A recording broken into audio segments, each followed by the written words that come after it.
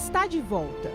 Após quase um mês longe das telas, Raquel Dias conta em uma entrevista emocionante o que a fez se afastar por todo esse tempo.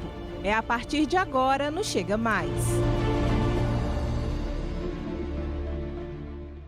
Hoje eu vou bater um papo com uma pessoa bastante especial. Ela é jornalista, está à frente das telinhas há mais de 10 anos, é influenciadora digital, é empresária, tem uma história com o mundo da moda, é esposa, mãe e, acima de tudo, tem uma fé inabalável. Raquel Dias. Oi, Raquel, que prazer estar aqui com você nesse momento. Kézia, o prazer é todo meu. Eu estou muito feliz de estar aqui também, num momento, digamos, muito forte na minha vida.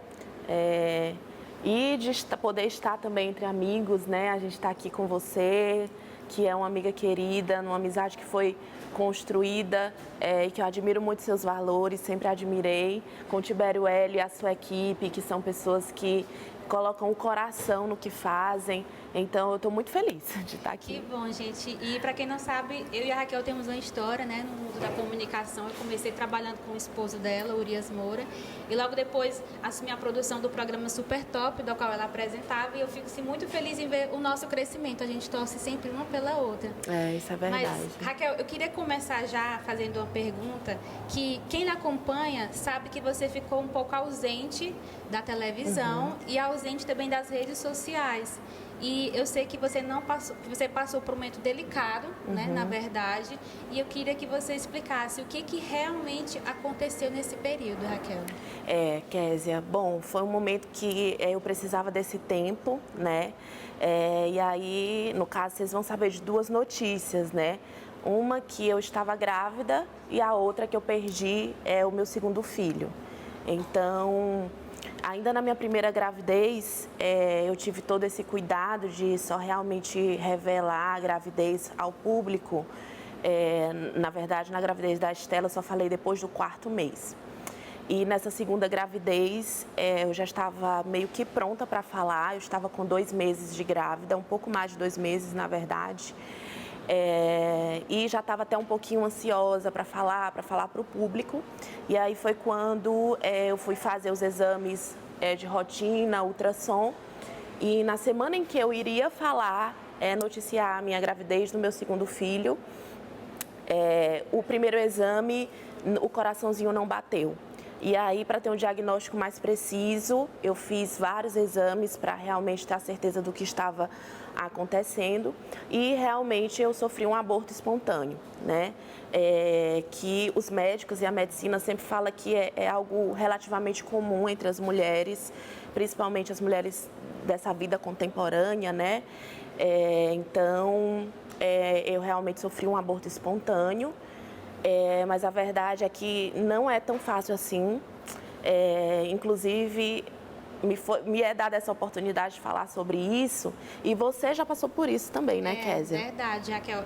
A gente fala nesse assunto que é bastante delicado, mas como você disse, muitas mulheres passam por isso e em silêncio, sofrem em silêncio, né? Só quem sabe realmente a dor, tanto física como emocional, psicológica, é a mulher. E eu já passei por isso, no caso foi minha primeira gravidez, né?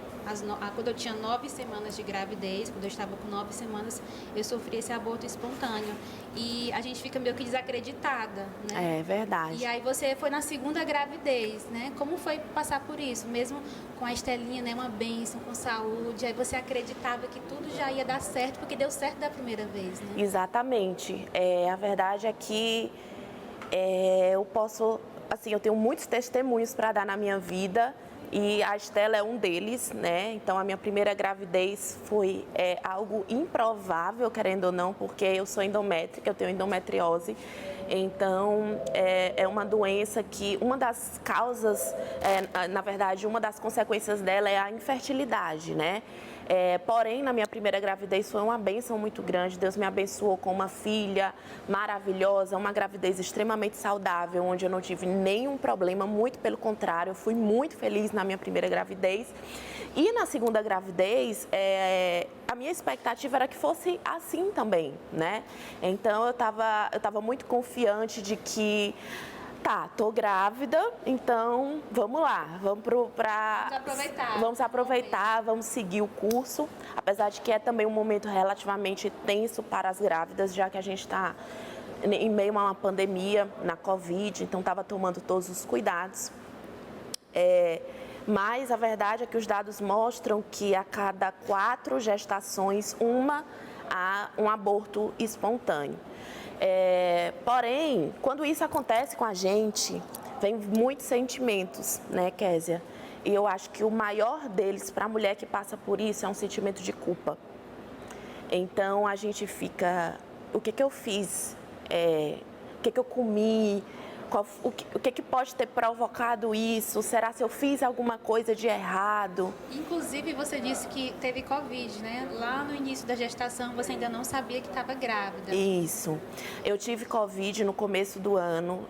Não noticiei isso, nem falei a respeito disso, porque em algum momento, enfim, achei que poderia soar como sensacionalismo. E resolvi passar por isso me cuidando mesmo. Então, fica também aqui o alerta para todo mundo se cuidar. Não é fácil passar pela Covid também. E eu tive todos os sintomas. Eu tive febre alta, dor no corpo, dor de cabeça, eu perdi o olfato, tive falta de ar e tive um comprometimento pequeno do meu pulmão. Onde no exame saía como uma pneumonia, né? Mas a verdade é que todos os sintomas indicaram para o diagnóstico de Covid. Pode ter tido alguma relação com a perda do meu filho, não temos certeza disso, nenhum médico pode dizer isso. Ou pode ter sido simplesmente, como nas estatísticas mostram, que é algo genético, que você acaba não tendo a formação do feto por completo e você perde ali nas primeiras semanas até a 13ª semana.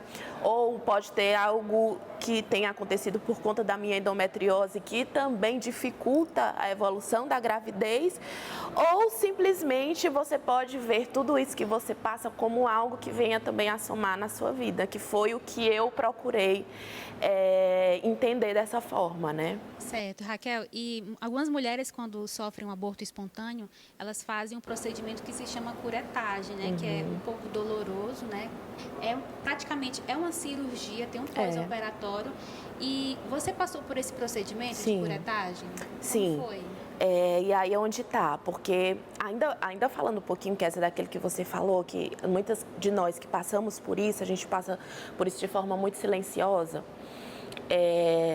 Ao ler a respeito, e na internet tem muitas falas das experiências das mulheres, isso ajuda nesse momento que você se sente só, existe meio que um tabu e um silêncio para se falar do aborto. E as pessoas querem deixar isso simples, ou então deixar isso para lá, você vai ter uma outra oportunidade de ter um filho, mas a verdade é que a psicologia mostra que é um luto que você passa e que você tem que se acolher naquele momento e que você também precisa do acolhimento de familiares, que muitas das vezes há um silenciamento até das pessoas mais próximas suas. Meio que não querem falar do assunto. E é muito difícil a gente passar por isso tudo sozinho, porque a partir do momento que você gera um filho, ali já está nascendo uma mãe.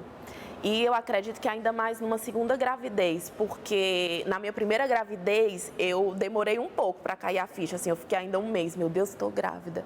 O que vai ser da minha vida? Tudo vai tudo vai mudar. Mas nessa segunda vez eu virei a chave muito rápido e aí eu falei, ótimo, então tudo bem, vou ter um segundo filho, vamos lá.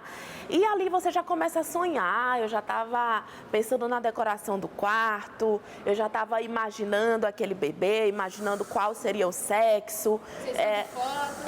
Sessão de fotos, já estava sonhando mesmo. Então, é muito importante, eu queria deixar isso aqui dito, que as mulheres que passam por isso, elas precisam de acolhimento. Tanto dentro do hospital, através dos profissionais de saúde, que no meu caso foram maravilhosos, quanto dentro da família. É uma perda muito grande que você passa, sim, porque ali, quando você sofre aquele aborto, você está indo embora boa parte dos seus sonhos daquele momento. Não que você não possa ressignificar isso, você pode. Mas realmente a gente precisa passar por isso com acolhimento, com muitas das vezes apoio psicológico, né? No meu caso, a minha fé é o que me sustenta, enfim, todos os momentos e dificuldades da minha vida. E o que aconteceu? Você estava perguntando sobre o procedimento cirúrgico. O que aconteceu? Eu fiz, na verdade, vou até ler aqui, a aspiração manual intrauterina, primeiro, que é o procedimento indicado hoje usado pela Organização Mundial de Saúde, né? Que é um procedimento mais prático, mais rápido. Apesar de você ser anestesiada, é um procedimento, digamos, mais rápido e mais seguro até. E aí eu fiz esse procedimento, mas aí eu tive depois um sangramento muito forte, muito grande. E ao voltar para o médico fazer exames, foi detectado que ainda tinham muito material dentro de mim. Isso poderia gerar uma infecção muito forte.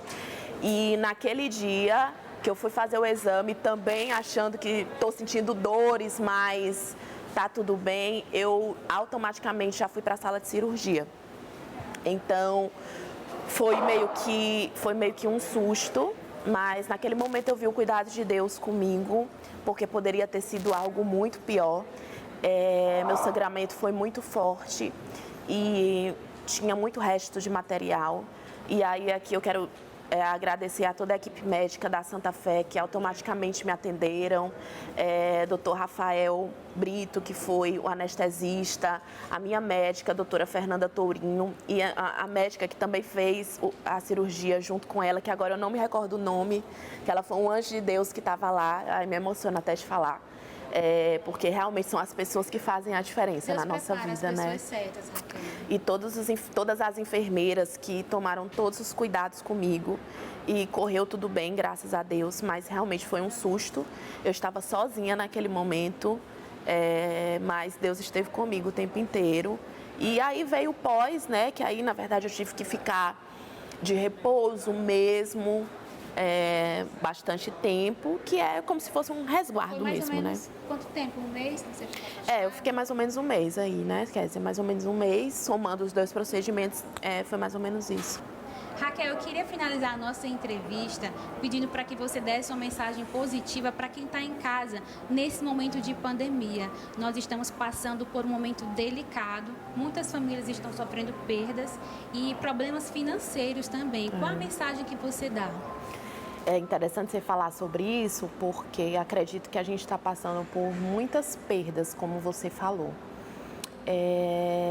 E algo que eu aprendi com esse último fato que eu passei na minha vida é que na morte existe vida. E justamente agora, logo após a Semana Santa, a gente é levado a refletir sobre a morte e ressurreição de Cristo. Então, porque Ele vive, eu posso crer no amanhã. Então, acredito que é um momento para você entender que, ao olhar para Jesus, e Ele estava lá, aparentemente até sozinho, e antes até de passar pela crucificação, Ele pediu para Deus: Senhor, se possível, afasta de mim esse cálice, né? Mas a gente precisa entender que muitas das dores que a gente passa, existe um propósito por trás delas. Então, não foi diferente com Jesus. Jesus é a nossa principal luz porque Ele, 100% Deus e 100% homem, ao vir à Terra, Ele passou por tudo de ruim que um ser humano pode passar. Ele foi humilhado, ele foi questionado, ele foi crucificado por morte de cruz, que naquela época era a pior morte que poderia acontecer. Ele esteve do lado dos piores bandidos, né? Foi condenado pelo mesmo povo que aplaudiu ele foi condenado e crucificado. E ali, naquela dor, e ele passou não só por dores emocionais, mas por dores físicas também. Imagina que morte é essa? Ser crucificado, açoitado, sabe? Então, todo aquele percurso que ele passa com aquela cruz pesada, sem ninguém poder ajudar, e até na metade do percurso, são colocadas algumas pessoas para ajudá-lo. Então, ele passou por tudo. Porém, quando ele estava lá, ele ainda liberou o perdão e disse: Senhor, eles não sabem o que fazem e que seja feita a tua vontade. Então, a gente precisa saber que nós não estamos aqui por acaso, né? Muitas das pessoas têm questionado Deus nesse momento. Ah, mas se Deus existe, por que tantas coisas ruins estão acontecendo? A verdade é que debaixo da lei divina existe também uma lei terrena de causa e efeito. E Deus, ele é justíssimo.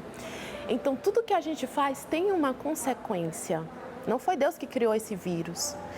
Não foi Deus que criou essas dificuldades. Mas Deus também não perde milagre. Eu acho que é um momento da gente olhar também para o próximo. Não posso deixar de falar sobre isso. Na Bíblia diz que o amor, a caridade, ela cobre multidão de pecados. E a caridade, ela é um conceito muito amplo. Ela não está só em você doar uma cesta básica ou dar um dinheiro para alguém. Não. Ela está em, muitas vezes, você ligar para alguém e perguntar: como é que você está? Sabe? Servir uns aos outros, porque a gente está aqui para isso, senão a nossa vida fica muito sem sentido. Fica uma vida vazia. Fica uma vida vazia, então que você veja também essa oportunidade de crescimento nesse momento, se fortaleça em fé, porque Deus é amor, Ele é justiça e Ele é vida. Que testemunho lindo, Raquel. Muito obrigada por ceder essa entrevista. Eu tenho certeza que muitas pessoas foram abençoadas nesse momento e eu continuo orando a Deus. Você sabe que eu sempre oro pela sua vida, pela sua família, e eu continuo orando. Que Deus te abençoe a cada dia mais e mais, te ilumine, te dê mais sabedoria para que você possa ser essa voz de Deus aqui na terra. Amém. Eu queria agradecer também a oportunidade. Eu até me emociono porque eu falo, mas até eu falar é uma barreira que eu tenho que quebrar, assim. Eu tenho muita dificuldade de falar da minha própria vida, porém eu sei que esse é um dos meus chamados. Hoje eu já entendo isso.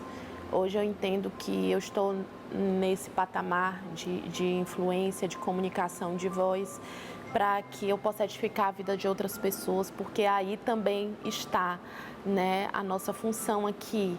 É nos ajudar, então que possa ter ajudado você. Muito obrigada também pela oportunidade, obrigada aos meninos que estão aqui gravando, muito grata pela vida de vocês também, e um beijo no coração de todo mundo, tá bom? Tô de volta, tô voltando, hein? Raquel tá de volta, gente.